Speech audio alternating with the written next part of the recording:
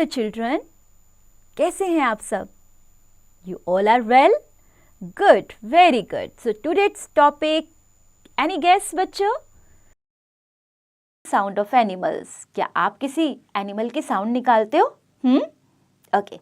Animals make different sounds to talk to each other. देखा होगा आपने एनिमल्स को आपस में बात करते हुए. शो फीलिंग्स और let others know about danger. These sounds helps us to understand what they might be thinking or feeling.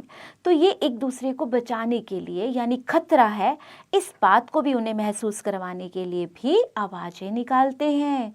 Yes बच्चों, ये भी बहुत समझदार होते हैं. तो चलिए, क्या करना है आपको? Right the correct animal sound of the following animals.